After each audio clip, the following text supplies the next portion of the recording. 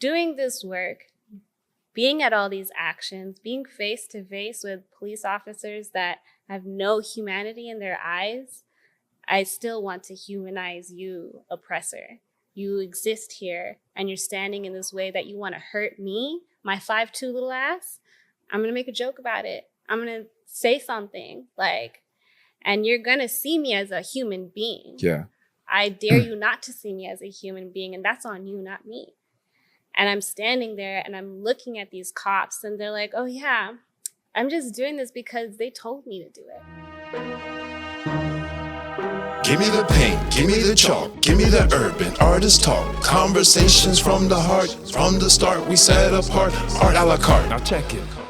All right, what's going on, good people? We are back with another episode of Urban Artist Talk, and we are super, super excited for our guest today. We've had the opportunity to work with this guest on several occasions. I have hired her just as a personal photographer for my family, for personal photos. The Bay Area Mural Program has worked with this guest several times on just different personal team projects, on collective projects. So I would like to take no more time in introducing our special guest, Saman Qadir. Hi. What up? I always love to tell people that I'm an honorary member of BAMF. I'm unofficially official. Yeah, I'm a part of this, but You not so really, are. but are. You so are. Your art is, way beyond painting. I mean, the way that you just capture moments in time with your lens. Yeah. Photos, art, they speak 1,000, if not 1,000,000 words, and you have so much to say. I really do. I really do. So thank you for being with us. I'm so happy to be here. Yeah. Honored, slightly nervous, but not crazy nervous. Yeah. Just. That's good. Butterflies. Yeah, little butterflies, because I'm excited. Yeah. I love you. I love this space. Man, and we love you as well too, man. And that's why I felt like it was super important to, just tap into some of the conversations that we have at the house, at Wolfpack Studios, everywhere we go, in the car, going to pick up coffee. We just get into it. Charismatic group. Yeah. So I just wanted to, bring some of that conversation to the podcast and really just dive into your world. So just, for those that don't really know you, give us a little bit of background and history of who you are and what you do. All right. I'll set my coffee down for this. Let's go. All right. My name is Saman Qadir. I'm an independent photojournalist. I'm a visual artist. I'm an organizer. I'm a curator. And, a human being. First and foremost. Because that is definitely. And I'm Muslim. Okay. Yes. Let's talk represent. about that. Representing the Muslim community, representing Muslim women. Shout out to us. They're always trying to silence us, but I'm here to just combat that. I'm here to apply a little bit of pressure. If I can do it, I swear to God, you can do it. Because I'm a shy motherfucker. They don't know that. They don't know that I'm shy. Man, talk to the people. No, this is, and I feel like everyone has, everybody has an opinion, but it's finding your voice. Yeah. And everyone needs to find their voice. And I feel like, just to differentiate between my definition of opinion and I feel like opinion is you speaking to your preferences, and your voice is you speaking to your truth. Yes. So I feel like, yes, you as a Muslim woman, photographer, humanitarian, activist, you found your voice, and I want you to share it with us here today. And it's taken such a long time to get here. I've been an artist for 10 years. And I'm I can't just be an artist. That's just it feels both expansive, and then when I speak to people, they try to limit it. And I'm no, this is such this grand, expansive place because I'm an artist. I care about humanity. Yeah. I care about you and me. We deserve to live a quality life. We deserve to live a life where we're seen and we're validated. And then we're also in the conversations too, you know? Because they want to exclude so many times, especially like in the Muslim community. They want to exclude women. Yeah. Or they're like, oh, we'll protect you at this protest. Women in the middle and men will be outside. And I'm like, nah, fuck that. I'm in the front and I'm loud and it's free Palestine. So All it's day. backwards, you know? And I'm like, if I can do that, and hearing Muslim women being like, oh yeah, thank you for saying that because I was feeling it inside of me, but I didn't want to say it out, but you verbalized it. So now I feel like I can say it too. Mm-hmm, I'm like, oh, I love that. Let me be that spark for you, you know? I'll light that. And then you could just go off with it. So speaking of, just activism and protest, how many protests would you say you've been in the past? Oh, where are we at now? Like 6 months, 7 months? Yeah. I've been to over 40 actions in the Bay, Texas, Washington, D.C. Yeah, it's a lot. Man, and even as you say and mention these different cities, it's just so prevalent, when we're talking about finding your voice, just seeing even what's going on, so many college campuses. It would be one thing if it was just one college campus or two college campuses, but it's when you see now. 120 college campuses, and I don't know if people, I feel like people understand, okay, that's college, that's university.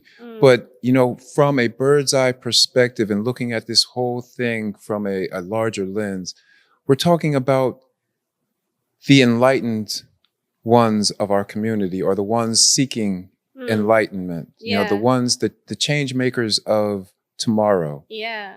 And it's just so interesting to see how people don't see these protests as a part of the learning experience. Yeah. A lot of people are like, well, what's the point? I'm at this protest from 10 to 2, and then I'm back at the crib, smoking a joint, eating my burrito, like nothing even changed. Yeah. I'm like, did it? Or this is the first time, like in my life, we've been protesting for Palestine since like my grandfather's protesting it, my father's protesting it, and now I'm protesting it. Before we would be 20, 30 people like free Palestine. The cops like, yeah, go home. I'm like, okay. We're in the hundreds of thousands of millions now. Like it's so like we've really lit a match. We really reminded humanity that, when we all come together and we're consistently saying not in our name, or we're consistently saying like liberation within our lifetime, from the river to the sea, like it's so loud now. Yeah. Where people are scared. Yeah. And I feel like, the universities are just like that tipping point. You've seen the large groups of people throughout Europe. You've seen the gatherings in Yemen. You've seen like the support. I saw a campus pop up with their camps in Japan. I'm like, damn, okay. Well, and to me, and that's where it's like we're talking about, it's very easy to say, oh, well, Yemen or other Muslims are siding with this cause. Like, but when you see your own children, inside, what I consider the belly of the beast, because, we're here in America, you're getting a degree from an American university, you're looking to aspire into America's corporate world. Right. And, the opportunities for success, as far as America has laid it out, become very narrow. Yeah. When, you want to climb the corporate ladder or want to put yourself in a position, you find yourself, where these companies, all have an agenda and all support and they support a funnel. This like Zionist agenda. And you're like, oh God, so how much of myself do I have to like sacrifice in order to make money? Yeah. In order to be like seen like as like somebody that's like legitimate, that's somebody that's like made it in society. And it's like, okay, now it just feels like the cost is too high. Like, shout out to these students. They're sacrificing everything. They're being expelled. They're being just banned from their campus. Like, this is their career at jeopardy now. It's their career at jeopardy, but it's also, and my son is at a university right now, a historically Black university. Yeah. But I was having this conversation with him just this morning, it's also your legacy that you're Mm. also, taking in consideration. What Yeah. side of history are, when we look back and you see celebrities and some people getting on board when 6 months ago they had a whole different tune. They did. They're like, oh, actually, Palestinians are people. They're people. And they now deserve with to this live. much, war effort after 6 months, Mm-hmm. Hamas has been silenced, but yet the attacks are still happening.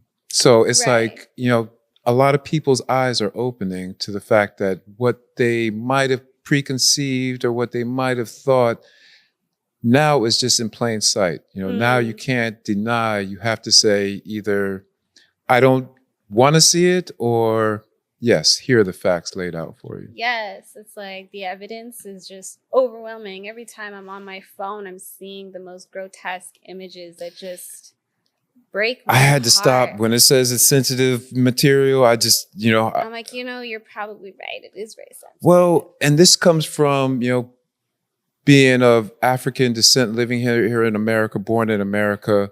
I had to come to the conclusion, even during the George Floyd, videos and everything going on, that even though I want to be informed, these are still modern day lynchings, Yes. modern day mass murders.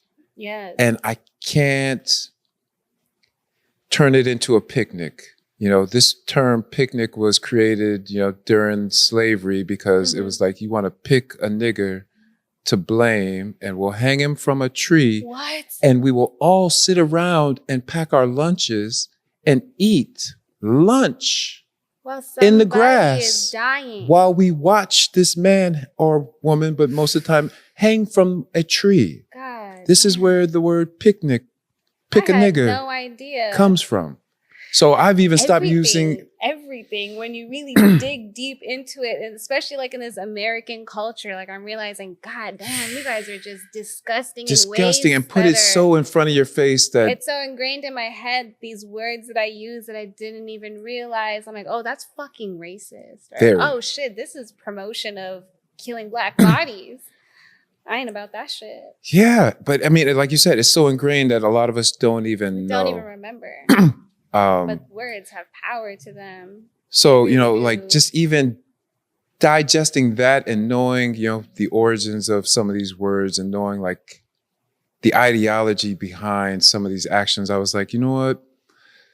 I can't watch and be a part of the energy that feeds into and then go back and just have my lunch or just go back and. Right, because how can you? Yeah, these last like 200 or so days, I'm just glued to my phone. I wake up so early in a frantic, like... What just happened? Yeah, like, What's I'm going like, on? I need to see what's going on. Like, they're asking us to bear witness. So I will sit here and I will bear witness, sitting here in the belly of the beast. So what am I going to do now? Mm-hmm.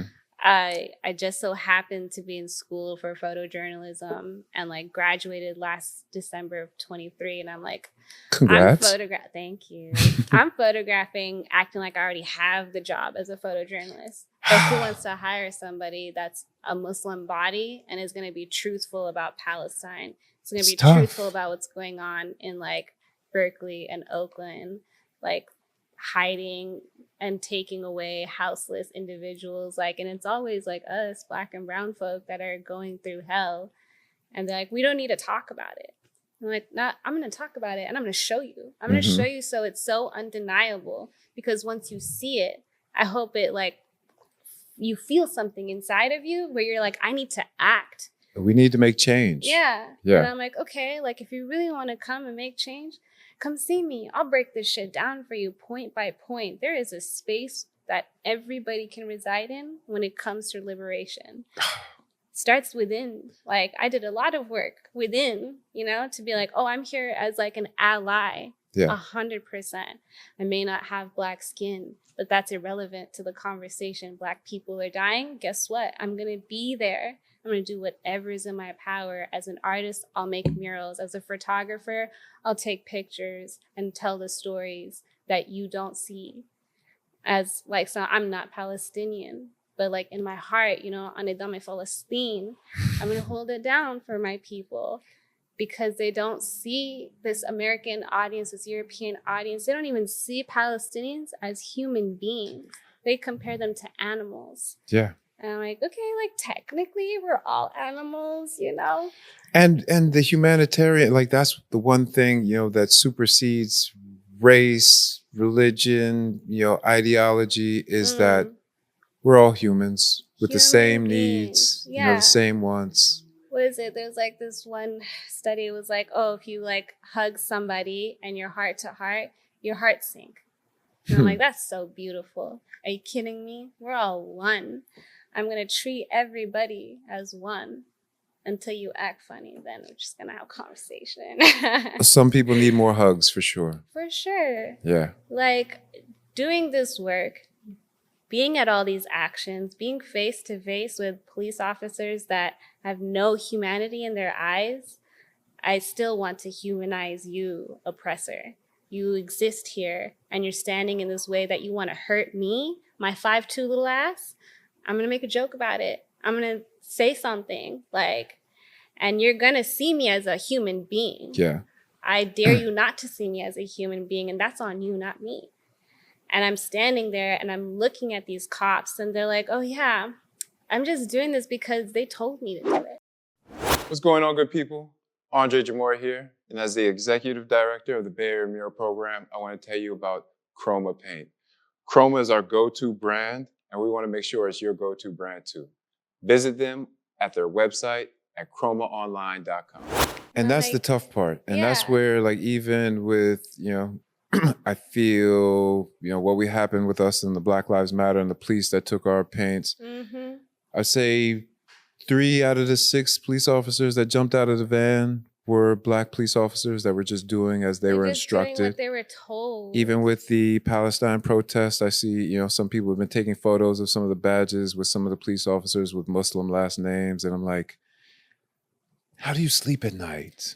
I always say that. I understand you got a job to do. When I see like the Muhammads, the Alis, I'm looking right at them and I'm like, and how could you? How could you? You're really standing here for a paycheck?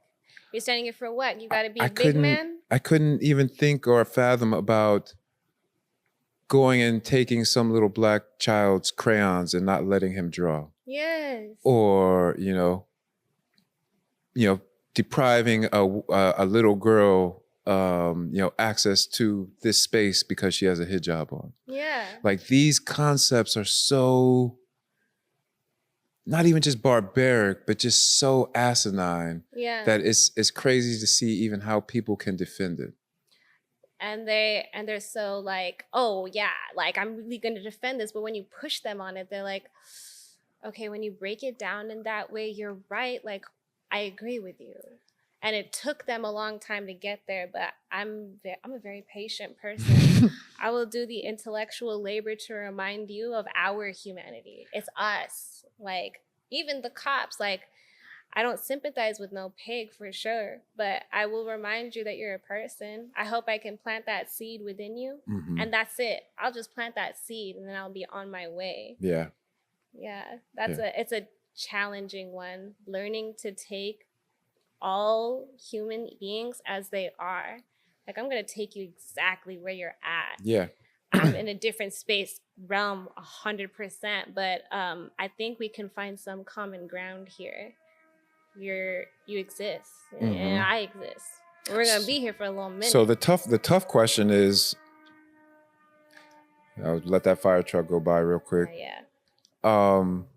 Living in a world with, different mind states, different, thought process.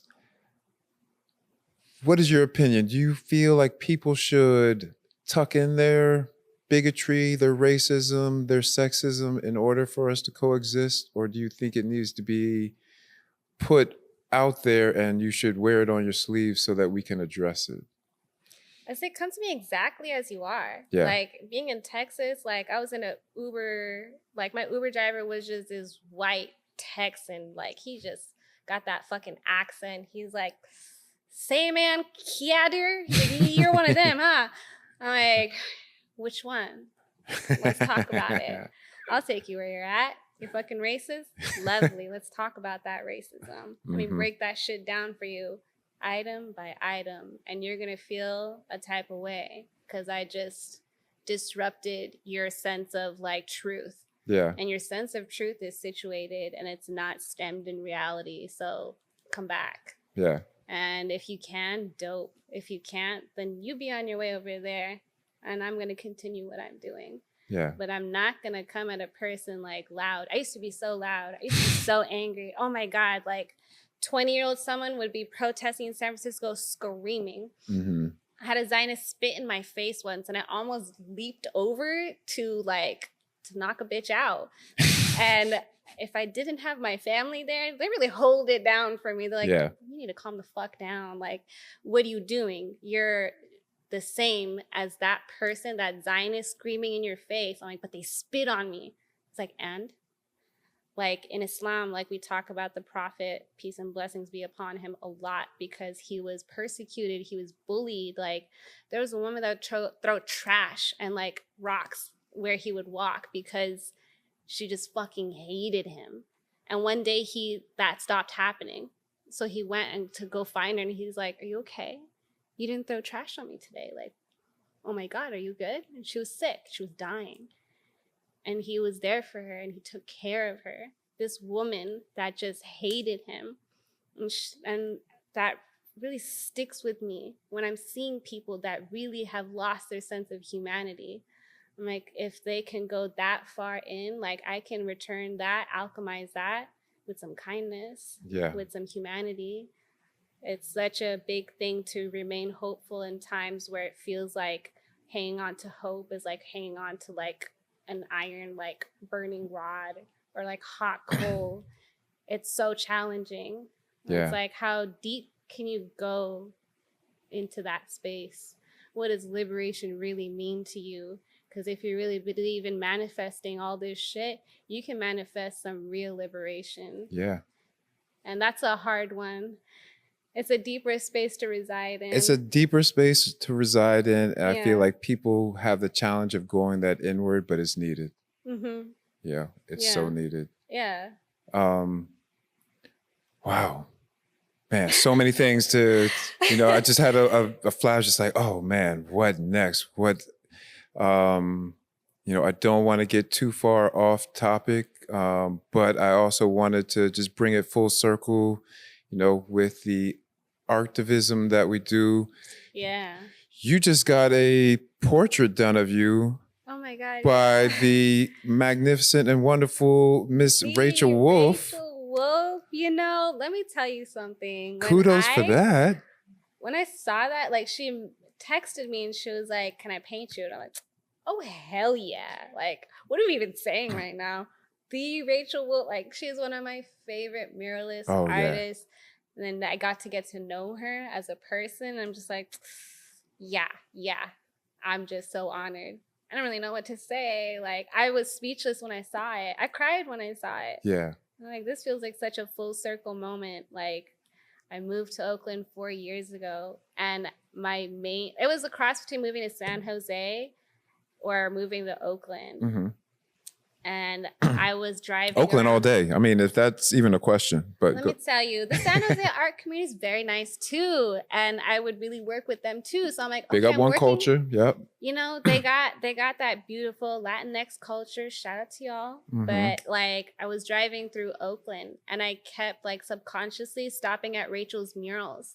I'm like, who is this artist? Yeah. This is so incredible. Like, I love this person's work. Yeah, I love San Jose muralists for sure, but Rachel's work was the reason why I moved to Oakland. Wow. And for her to paint me, it just, oh my God. I still, like, I don't even know. Like, I'm so speechless. Still digesting? Yeah, I'm still digesting. Yeah. And like acclimating, people are sending it to me and be like, that's you, huh? I'm like, that's me. And that was, just for a little bit of, background. So Bay Area Mural Program, we worked on a project over at the old CVS building. Pretty much CVS ran, they moved out. Oakland ran them out of the building. We'll talk about that on another podcast, but no longer in town. So up on Broadway, there's this empty building. They had asked us to paint it up because, it was getting tagged up and they still own the building. Yeah. So we beautified it, streets hit it up, weren't feeling it. I put a bunch of children painting, children building the city of Oakland. Had, Tone's daughter in there, Luna, some of my children. Yeah. It was a cool piece. The Yeah. community loved it. The streets thought it was a little soft. So it's always, that juxtapose and trying to find that sweet spot. And trying to find the sweet spot. And this was a year ago. This year, they asked us to redo the wall. So I called 40 of the Bay's top graffiti artists. I was like, you know what? We ain't coming soft on this one. We're going to make sure that Y'all we went put hard on that. a nice lineup together. like, Shout out to Pingo and Chef for organizing all the artists. So we got TDK, we got Griffin One, we got who else? CA Crew, The Lords, Ex Vandals. And so BAMP is right here in the midst of all of this graffiti, and most of our artists, use a brush. A few artists can, are very good at a can. Rachel being one, Timothy B, Shido, Hella Future, and then Matley Hurd rocked out with us. So it was a great collaboration and a great moment because as commissioned artists, a lot of times we do stuff for the community and it's not always exactly what's in our heart. Yeah. So this piece, this time around, it was like, all right, everybody gets to paint what they want. So if you study that piece up on 29th and Broadway, it's a great collaboration with 40 artists. The BAMP section on the side that's facing the grocery outlet, it's a collaboration between Timothy B, Hella Future, Matley Hurd, Rachel Wolf, Shido, and myself.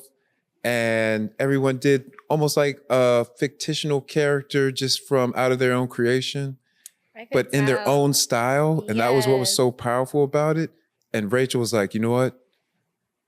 I want to do this piece of Saman. I want to do this piece that really just captures her essence. And it was so funny because Oni came out while she was painting. Yeah. And she was probably about 30 minutes in, just doing the outline, had just got your eyes in. Oh, yeah? And Oni she was like, is that Saman? And Rachel was like, yeah. I mean, from she started, it had your essence and spirit. I got to go see it now. You got to see it in person. You have to see it in person. Yeah. What do you think of the photo she chose? I was shocked. I was like, oh, okay. That was one of my brave moments. A lot of people don't know I have social anxiety. And so I always challenge myself. I'm like, okay, how far are you willing to go to make your dreams come to life? Like, are you going to go here? Are you going to go here? Are you going to walk this runway because your friend asked you to? Mm-hmm. He was like, we're going to do it for Palestine. I'm like, then I'll be there.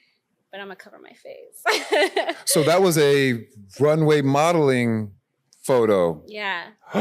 So that was crazy that's the one that she chose. It's so funny because you have that model look in your eye, but if you take it out of context, it looks very, for the cause. Shout out to, Assad and all of them, because he was like, just think about you representing the people. I was like, oh, bet. And then they took the picture and I was like, that's exactly what I was thinking. I was thinking of all of us. And I'm like, damn, I hope I can do it right. No, that moment is captured. Yeah. Rachel captured it. Yeah. I think it is, a magnificent depiction of you and just from a great photo and a great moment in time. Yeah. And then just even for those that don't know, the background history, even we worked on another project that was, non-commissioned as well too. On the Love. On the Love, 14th Shout out Street. To Rachel for that. Rachel organized the Palestinian Liberation mural that we did up on 14th Street as well. And she designed it too, is that right? She designed it. Okay. I remember she had hit me up maybe a couple weeks before. It was like, I think a month into the whole genocide. I think at the time people were debating on whether or not it was a war or not. Right. But we know it is hitting for now. So we were probably about a month into the genocide, and Rachel was like, for those that follow Rachel on social media, she was just posting like crazy. And she hit me up and was like, you know what? You know, I got a lot on my plate, but I really want to do a piece out in the world for the liberation. I was just like, tell me when and where. So it was probably about like a week passed by, and she hit me up and was just like, hey, I got a few people that, you know, I want to get together and we're about to go hit it. And, you know, shout out to Shido, shout out to DJ Ignacia, shout out to Worthy Foe and the other artists that came out to volunteer on that project. And I remember when Rachel had figured out what day and where we were going to do it, I was like, you got to hit up Saman. You got to make sure I was like, yo, okay. I was documented. supposed to go to a protest at that time. And I was like, protest art. It's like same thing, art. Yeah. Yeah. I had to be there. Man. And that was great. It was a moment in time, even though the mural was eventually defaced. Yeah. Not too long after we got the photo documented. Like 4 or 5 days. 4 or 5 days, and it stirred up, you know, shit online to where you know it's such a hard thing to see. You know, so many Palestinians, Muslims, and allies just looking at it and just like, okay, hope. I remember even when we were painting it, it was a Palestinian girl who walked by, and we were like, "Can we interview you?" And she was just like, "No, I haven't gotten the courage to speak out, but this right here, you know, warms my heart and is giving me the courage." But she was just like, I can't, you know, whether it was for job reasons, whether it was for fear of and people don't really know that enough. Like Palestinians in America pay the ultimate price when they speak up. It could cost them their job. It could cost them just being the crazy thing is so many, even like the girl who was passing by. If you just looked at it, you know, like the archetype or the stereotype of what a Palestinian looks like has also been thrown into that Hamas Muslim terrorist category. So I feel like you might have Palestinian friends and not even know it. Yeah, because they're just not going to be loud about it. The ones that, especially if they're not speaking up about it. Yeah, or like haven't felt like they had permission or that safety to even be received. Yeah. Like there's so much hostility even talking about it. It's really heartbreaking. So that mural, when it went up, it was just interesting because it touched a lot of sensitive spots. You know, just along Islamophobia. Yeah. It even crossed the borders into, you know, the graffiti world, you know, because it was tagged up, and was it hatred towards, you know, muralists? Was it hatred towards, you know, Palestinian? You know, so there was a lot of gray area, but it provided room for conversation. You know, our Instagram page blew up. The March of Return is still up on our page. You can see the production, even though, so it's a little bit of the mural still left, even though, you know, I think there's been a few rounds of tagging that have gone over the bottom. You know, and I'm not gonna lie, I see a beauty in that.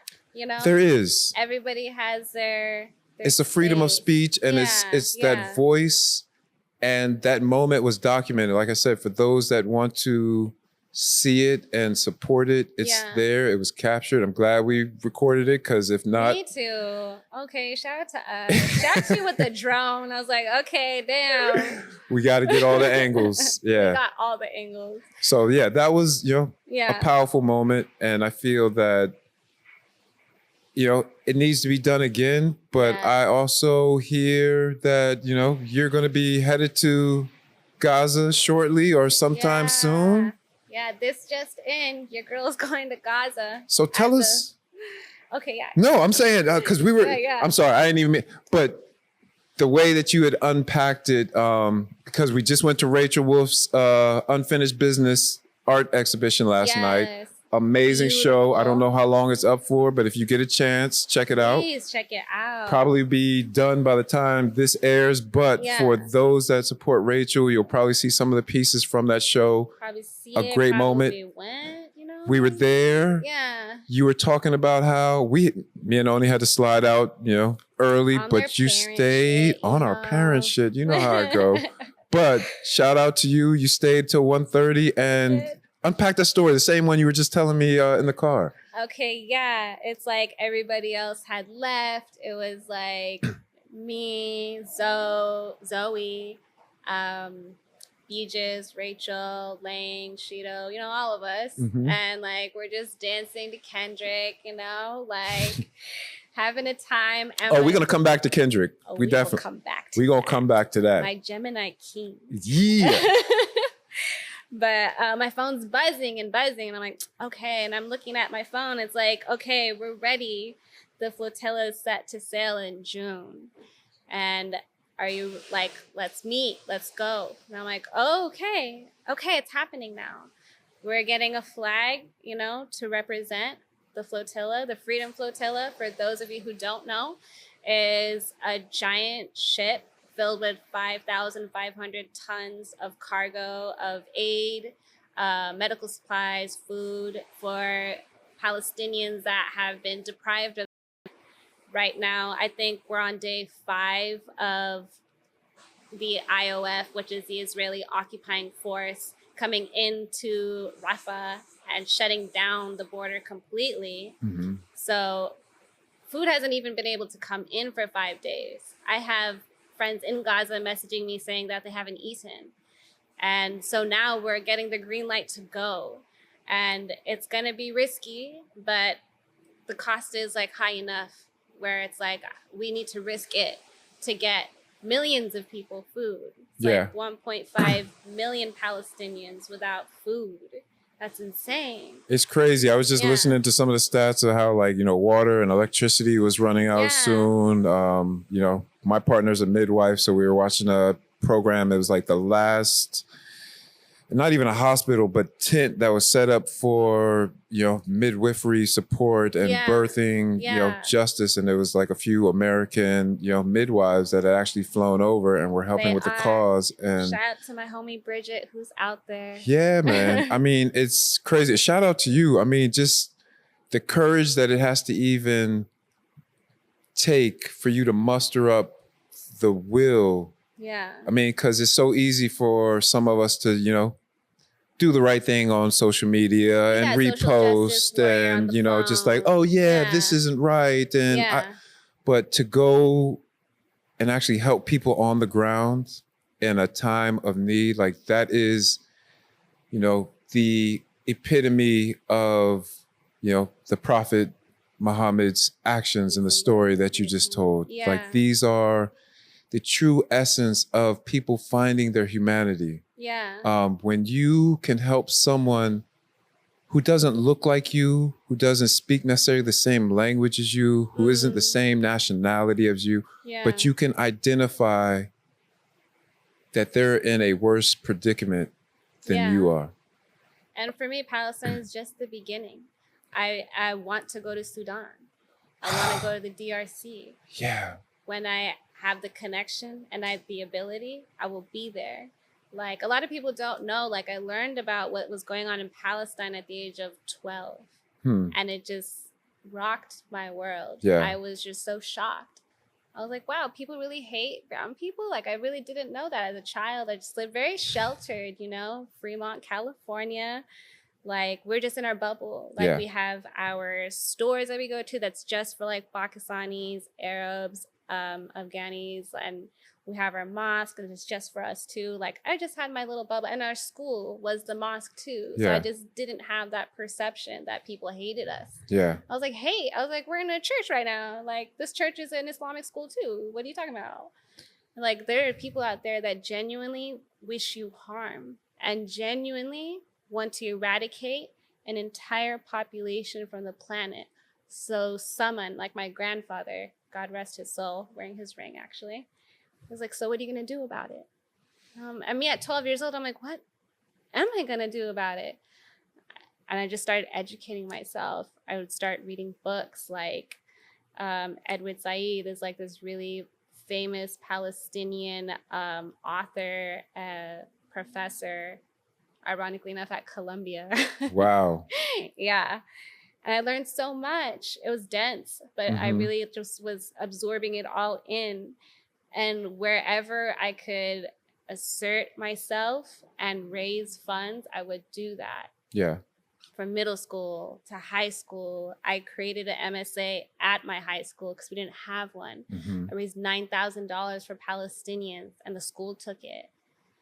Yeah. And I'm like, okay, just keep going. So I'm gonna keep going, don't stop, don't stop.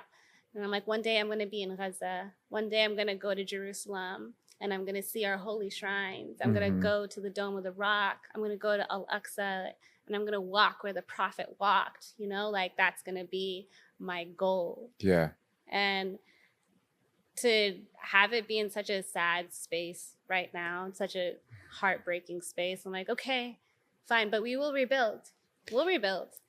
You can destroy us in the thousands, we'll come back in the millions. And it won't just be Palestinians. Palestinians will be the ones to liberate Palestine for sure. But damn, will we stand behind them being like, you got this. Let me hold you. You got it. Don't stumble now. Let me fix you. You got it. You got it. Yeah. Go, go, go. Let me give you some food. Anything I can do. Let me tell your story. As a journalist, I want to tell your story. As an artist, I want to co-create with you.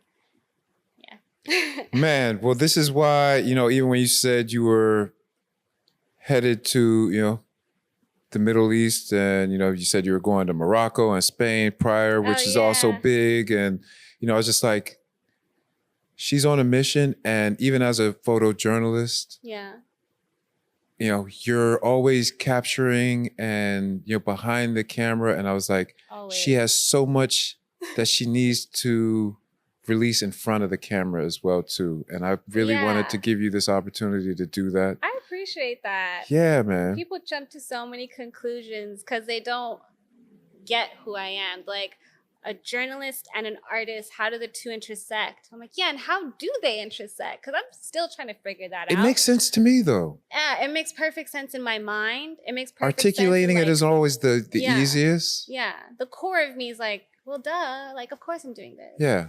But then nobody really knows me because I'll be at the action and I'll do it and then I'm gone. Yeah. Because I can only do so much. I'm like, God, I'm just out here. I did it. I got the picture of the cops. I got the picture of the protesters. Which is an art within itself. And that's where, to me, it just makes so much sense of how documenting, you know, whether it's with a paintbrush or whether it's with a photo, you know, a lens, a camera, you know, hieroglyphics, you know, these are ways of documenting what is going on in our current situation. Yeah. Without these documentations, whether they're illustrated or, you know, captured by a lens. Yeah. This is how we tell the stories currently and even into the future. So to me, it's like, are you an artist struggling to sell your artwork? I know the feeling. I've been there, so much so that I decided to publish a book, The Art of Articulation. This book will help you not only navigate the art world, but give you the vocabulary to step into a room with confidence so you can sell your artwork. Pick up this book on Amazon today. As an artist, and I feel like you fit into the same category, and a lot of the BAMP artists do, you know, we can't take this title as an artist lightly. Yeah. And even in our moments of just wanting to play with lighthearted themes and just do silly illustrations or maybe even just do a silly reel. We love being silly. You know, because, you know, we laugh and we joke all the time. Like you said, we love being silly. But then when we understand that there's an audience and the people that are watching and digesting what we're putting out there, there's a certain responsibility that goes along with that. Oh, 100%.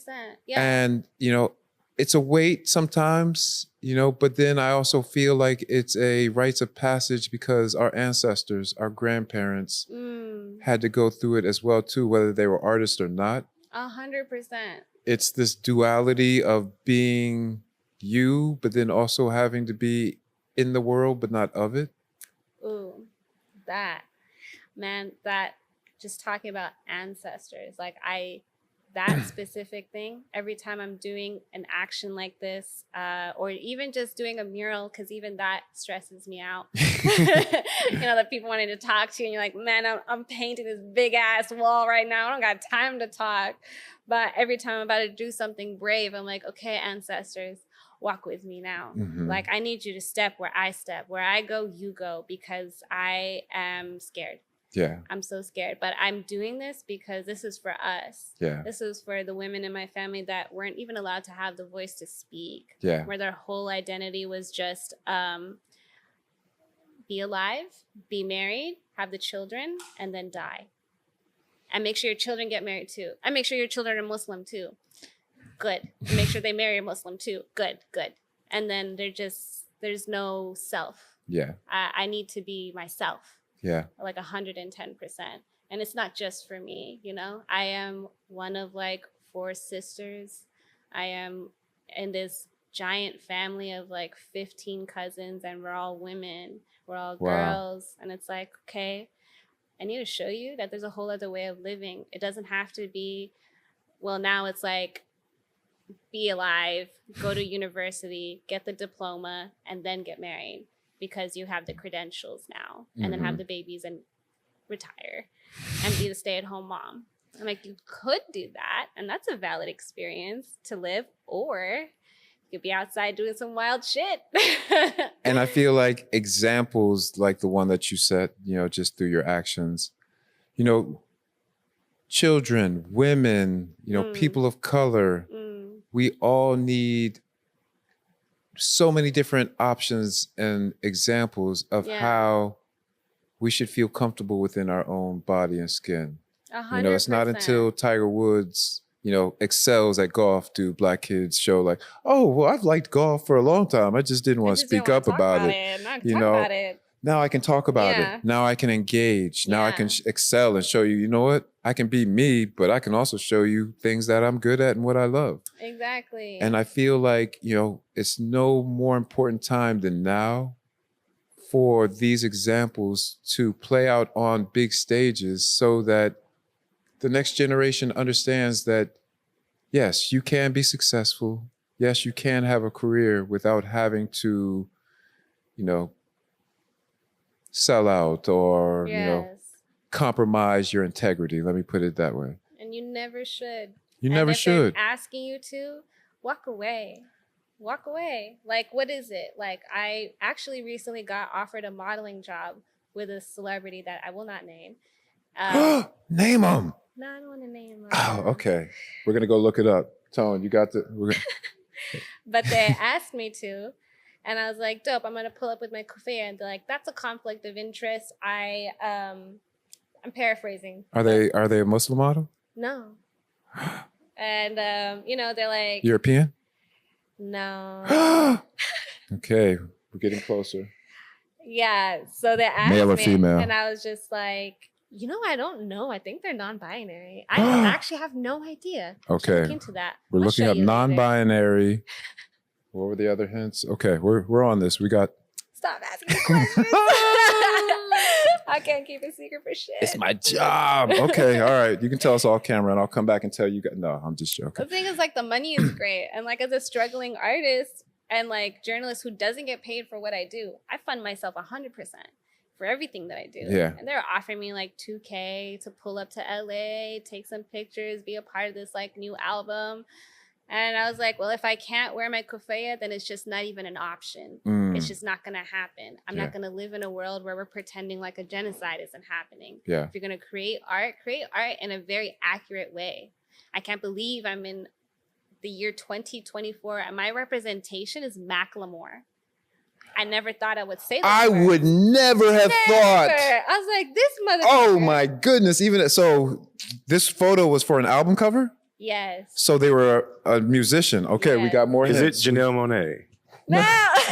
Whoop, whoop. All right, we I got would speculation. be shocked if it was my girl Janelle Monáe. No. Okay, we have speculation. Zoe would be heartbroken if it was, but we have speculation. But that is crazy. Just shifting gears, as you mentioned, Macklemore. When I heard, I forget the name of it, Hinged or what's the name of his song? When I heard the joint drop. I think it's Hins Hall after the 6-year-old that was murdered. Yeah, and the cadence and the flow, I was like, oh my God. I was like, why is this so good right Why is this so good right now? Like, this is Grammy worthy. Man. When he beat Kendrick out for the Grammy and then tried to like fake apologize for it, I was like, womp womp. And I was like, wah, wah. But even this, when he was at the Washington protest, I photographed him and I didn't post it literally because I was like, it's just womp fucking Macklemore. womp. But what I realize is that, yeah, humans are humans. And when you see something unjust, Yeah. like it doesn't have to be for cred. It doesn't have to be for like, No, because like he's his not getting role has changed. At that speech in Washington, he said something very interesting. He's like, I learned about Palestine because my child was like, Dad, what are you going to do about this? Woo-woo. Showing what's on her phone. woo woo. And he's like, yo, I will do something about this. And she planted that seed within him. And I was like, perfect. You know, more of our younger generation holding their people accountable. Hold your people accountable. Hold your people accountable. I was having this Yeah. conversation with my son, and you know, 3 of my children are, raised within the Muslim faith. Yes. So respecting and understanding one another is so paramount, and just making sure that we have the proper, that's my guy, Marcus. Marcus makes Shout out everything happen. Marcus. Shout out Marcus. Thank you, Marcus.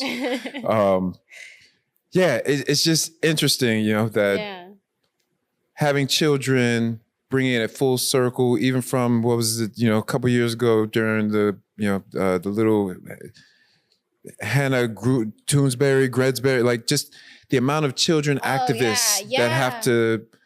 And they stopped showing her. They did. They stopped. The second she started wearing her kufiya, they're like, and pull the mic. So it's so interesting how, but just children in this generation can't really be children anymore. No. There's so much mass media, so much, information that's being put out there, that a child really can't just sit there and watch cartoons anymore. No. Like somewhere in between the cartoons, you're going to get some news feed. And I remember even being a kid, ads. My parents would watch the news. I'd get a little bit, do a current event here and there, but it wasn't so prevalent to where it felt like it was affecting my childhood. These children understand that global warming is going to affect them 20 years from now. Yeah. They understand the laws created today around abortion, around civil rights, human rights, are going to affect them 5 years from now. I mean, even these college kids, they're seeing even if I graduate, what job am I even gonna get? That was even while I was in school. I got my degree as an illustrator, so I already knew I was going an uphill battle. It was like a degree as an artist. Good luck, buddy. But they stay saying that. I already knew that the majority of my classmates were going to graduate and be without a job for years, if not just not work within the career field that they went to school for. Yeah. So it was already unfolding of why and how university life wasn't guaranteeing you, a good career path. Right. So it's like, why am I spending this money? Yeah, and for what? And then you if got all you're this debt. $40,000 to go to school. Yeah. For all those parents out there, I'm one of them. Invest $40,000 in your child. Yes. Imagine what kind of business that child could do. Ooh. That child had $40,000 startup. Yeah. You can get a university degree on YouTube now. I'm not knocking, You can't. But there's so much information out there that you can get. With the world of AI, you can have AI do all of your documents for you. You can have it simulate your calendar for you. I mean, the degree is really only for bragging rights. Yeah. And even it has been over 20 years since I graduated from college. Ask me how many people I have had to show my degree to. 0. That's you already know. You already know the answer. 0. I know this because I'm a college dropout. And how many times did people ask me about my college education? 0. And I feel like, as we already know, being of Black or brown, color or African or international descent in America, degree, no degree. Like, it's a gig economy, actually. Like, your degree is going to be not really worth much, but you got that giant debt, so you better get whatever side hustle and a job. So to me, that's where it just, invest in yourself ultimately. I'm not knocking college. I'm not knocking university. I got a son in college right now, daughter graduating this year. I'm back in school too. Invest in yourself. Yes. You know, and if college education is one of those ways of empowering yourself, I'm all for it. Yeah. But empower yourself and know, you know, the meaning of why you're doing things. Yeah. Yeah. Totally. It just plants so many different opportunities within yourself when you're just so educated. Yeah. It's like, I really got to know why I deserve my rights and what my rights are and what they can and cannot do to me. It just really plays all in together. So the inevitable, we touched upon it a little bit early. Oh, talk about it. I think I know. You know, we talked about Macklemore. Yes. Mentioned Kendrick. I want to go in on the Kendrick beef. And, you know, now it's almost, is it safe to say post Kendrick? From the post position. Yeah. Correct. Yeah, you're right. So definitely, Who knows what they'll do next? you know, we talked about Macklemore, great tune. Shout out to Macklemore. The Kendrick and Drake beef. Yes. It's got the whole internet in a frenzy. Distraction or good entertainment? What's your take? It's both. I feel like both can exist at the same time. I'm like, world is going to be existing as a genocide is happening. That's just the reality of the situation. A genocide is happening and I'm over here going to Kinfolk to get my coffee at the same time. At the same damn time. Yeah. I want to acknowledge the fact that Kendrick's label and Drake's label are both Zionists. Same label. Same. Oh, it's the same fucking Well, I label. think Universal Music, you know, subsidiaries of their groups have all led back to Universal Music. So that's really where I wanted to kind of take this conversation with you, because we could be here for hours just on opinion. I'm sure we'll get a lot of comments in the comment section. Drake is better. Kendrick is better. To Drake me, is not. Drake is trash. Let's be real here. I love it. Everybody has their opinion. That's my opinion. I mean, honestly, in my opinion, I'm allowed my 2 cents. I thought it was a 3-0 in favor of Kendrick as well, too. Yeah, man. And even in our house, the Gemini King. King. I'm gonna come for the slaughter, and I was like, yup, do that. Do that. Even, I get it's a distraction, sure. But I let's also go. get that he's calling out some really crazy things. I'm like, he's a pedophile? Well, oh, fuck. I think, and that wasn't addressed. And I feel like that is number one. I have 6 children. So as I was telling people, you know, I love hip hop. There's aspects of rap that I love. I love a good battle. You know, I lived in Philadelphia for 8 years with some of the best battle rappers. We did a photo shoot with Password 510. Shout out to him. Amazing battle rapper. I love the art. Yeah. You know, I love competition. Yes. I love, you know, wittiness. I love the entendres. Yes. You know, so I feel like there is an aspect of this that was very entertaining and something to digest in this moment where, you know, hip hop is, you know, what it is. It is what it is. It's Um, not what it used to be. It's and not. I like what it was. Well, I'm wondering.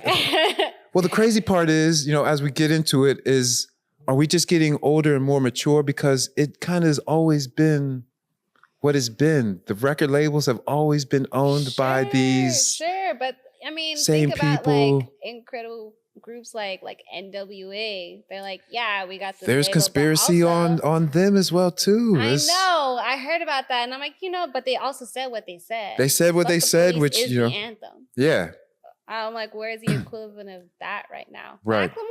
Jesus Christ. yeah. I mean, and they did get canceled after the whole F the Police. You know, I was in Philadelphia. Shout out to Professor Griff. You know, he was no longer a part of, you know, Public Enemy after that. Wait, sorry. We're talking about NWA with Fuck the Police. Yeah. But even with Public Enemy and, you know, their album, Come On, had the little bullet hole shot on it. Google. Yes. You know, shout out to Professor Griff and Public Enemy. But, you know, my point is that, you know, the record industry has always been what it has been. And I feel like it gives us just enough of the essence. Yeah. But then always has an agenda and a little bit of a, But I feel like with music like that, there is a weight to it. There's like a truth to There it. is, You know? definitely. Even with like Kendrick and what he's saying about Drake, I'm like, there must be a truth to it. Definitely. And if you're going to be saying it in this way, I hope you're doing the work to get this man like investigated. Like, you're not going to be out here talking a big game off to some woo woo shit. Well, I and think not he doing sparked the the I think he planted enough seeds to where they can be like, well, we're going to get Twitter and Instagram are doing the investigating. They I are. mean, like the amount of just dirt that is And these being like little digged up. TikTok investigators showing shit that I've never even seen or heard of. It's great. And I was having this conversation with somebody else of just how in this day and age is such a oversaturation of podcasts and opinions yes. and comments. But I feel like it's great in the sense of there is less gatekeeping.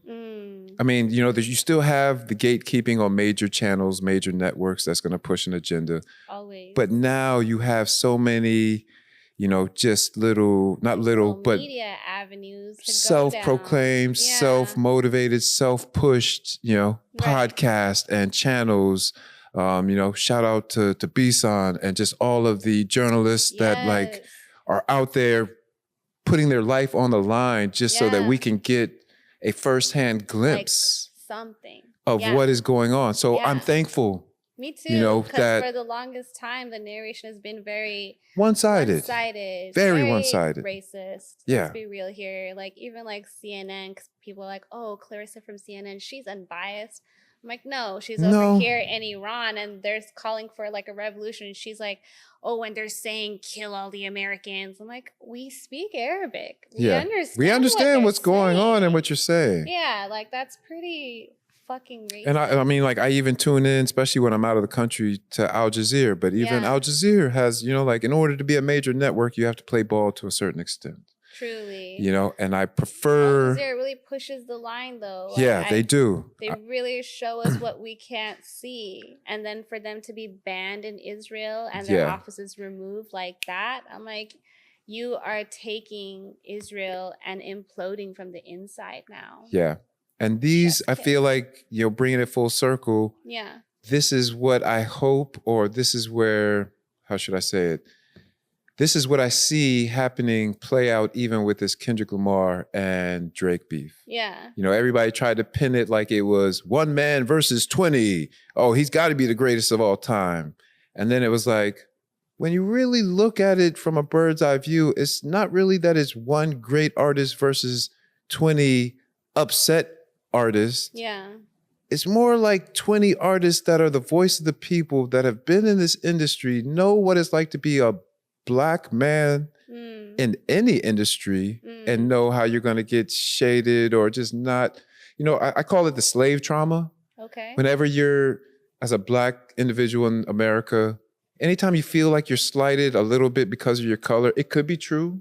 It might not be. Yeah. But anytime you feel this way, I just say, oh man, that's my slave trauma kicking in. Anytime I didn't get a job because I feel like I was too Black, or I'm like, maybe they just found somebody better for the position and it's my slave trauma, to where I'm just kind of like, you know, it's because I'm Damn. But there's times to where it's actual and factual. Yeah. And, you know, I feel like this is one of those times to where Kanye, who was signed to these same record labels, was kicked off for being considered anti-Semitic. Yeah. So he's no longer signed to these labels and is just kind of, even though he's not getting this is prime example, he's not getting the attention he used to. Yeah. Because he's not on these major labels. Yeah. You know, so I, you know, want to. He tried to expose these Zionist labels, but using like the rhetoric that he was using, it was very anti-Semitic. And I'm just like, you could have gone down in a different way. Could have gone down a different way. Language and the knowledge that you had. So,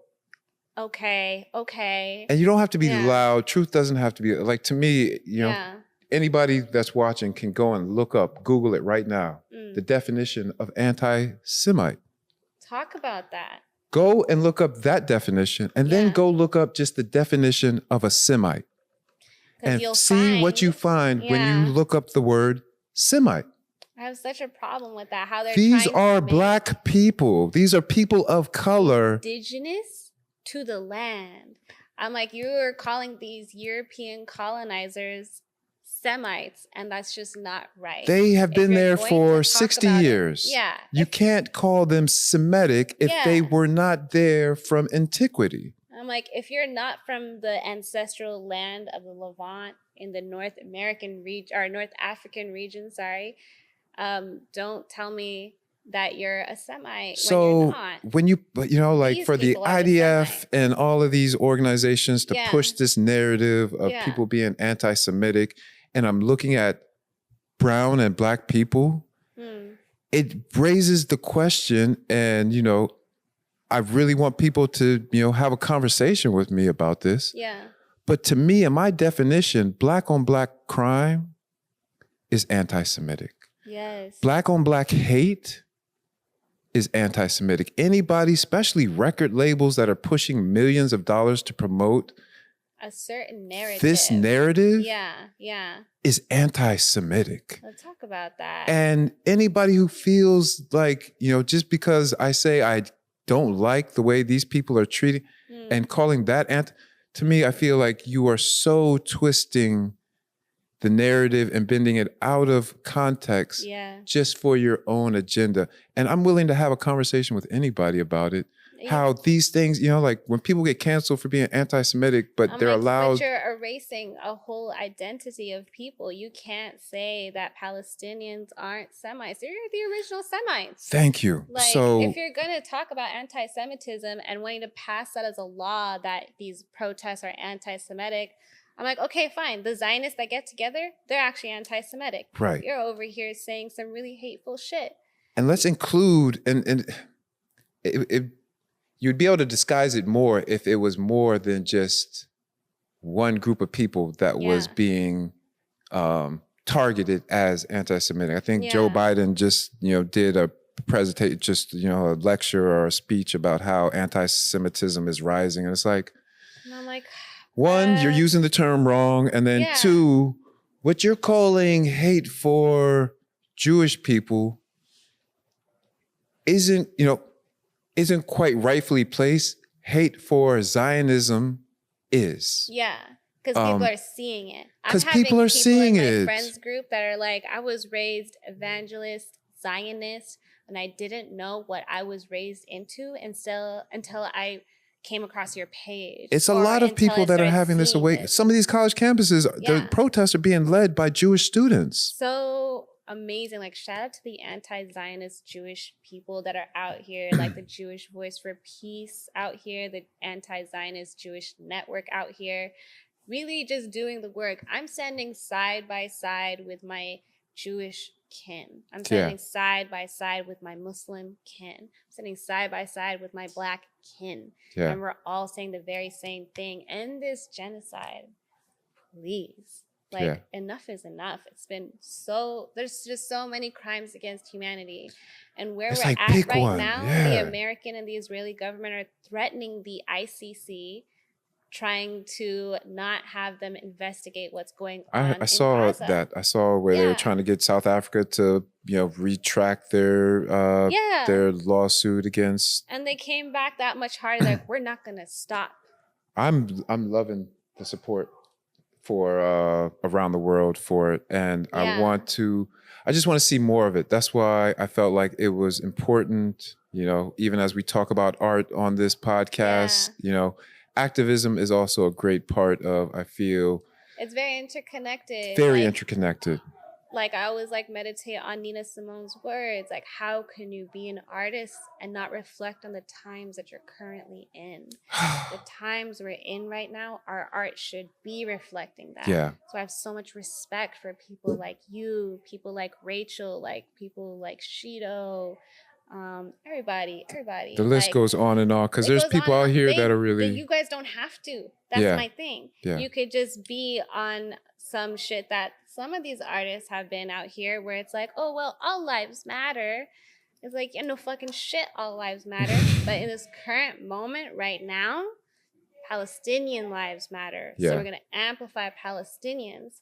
Just like when the Black Lives Matter movement was happening, it's like, yeah, humans matter. But at this current moment right now, we need to address the police brutality on Black lives because it just doesn't make sense. Like the math is not mathing. You're killing Black individuals off of existing, Yeah. walking on the street. Well, that's where I feel like even for Black Americans that, feel that they don't have a dog in this fight with the Israel-Palestine, I'm like, I'm so happy you're bringing this I've up. navigated it, and I've tried to put myself on both sides of the conversation. And number one, I'm a humanitarian, so like I can never tuck that side of me in.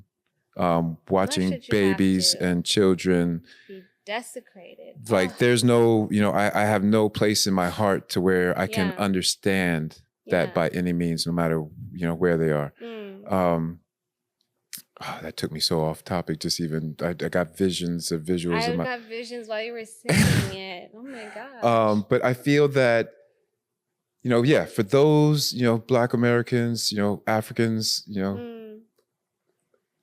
that feel that this isn't a conversation for them, I feel it is. It so is, because this is a universal struggle. And the more you travel, the more you read outside of just your local paradigm, the American bubble, the California bubble, you realize it's a universal struggle. I meet them where they're at. I have a lot of my friends that are like, well, what does this have to do with me?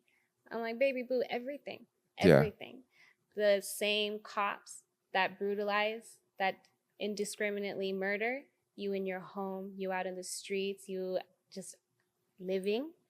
They are the very people that were trained by the Israeli occupying force. And there's so much proof on this. There's so much that you can read on this. I see down in the Cop City in Atlanta, they're trying to, Not even just Atlanta. They're building it right here in the Bay Area. Wow. They're building it in New York City. They're building it in Chicago. They're building it in Michigan. They're moving quicker and more aggressively because of how much we're unifying.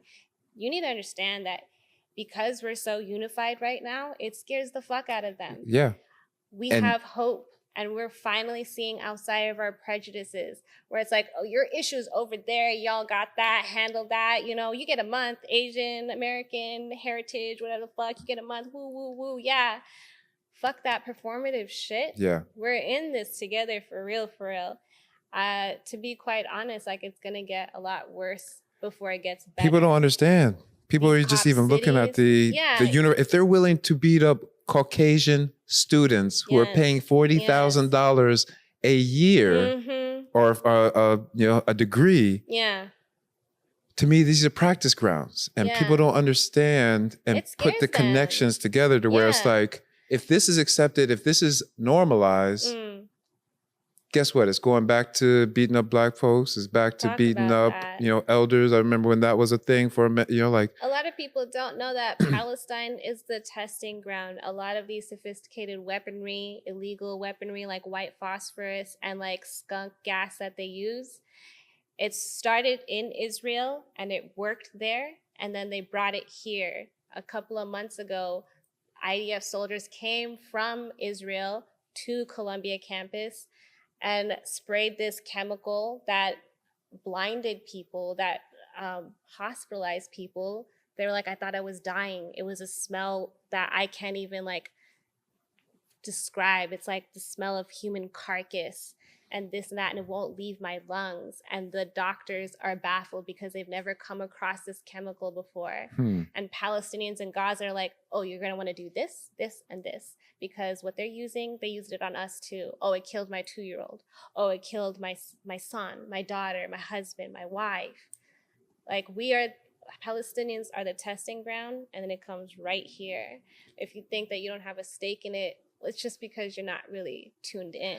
Tune in. It's a universal struggle. Yeah. And on that note, I think we're going to wrap it up and have you back next time, because there's so much more that we need to unpack. There's so much more we could talk and about. We want to hear about your trip and your travels to Spain and Morocco, and just your service, I'll say, to humanity as you make your trip to Rafah.